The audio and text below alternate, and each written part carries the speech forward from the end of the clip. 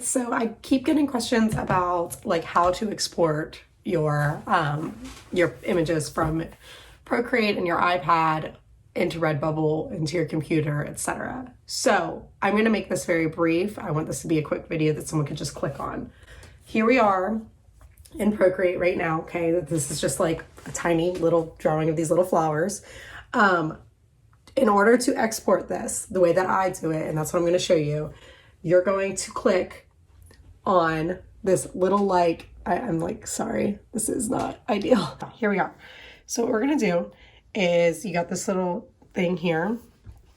You're going to click this little guy, and these are what you're going to export your file as. There's multiple options.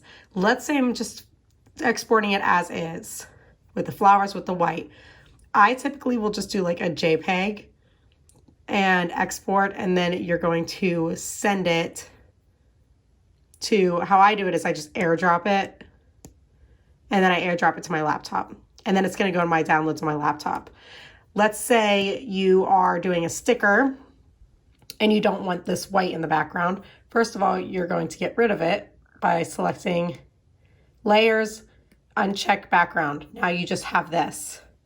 And to export that, you're going to go to share, PNG. A PNG file gets rid of that background image.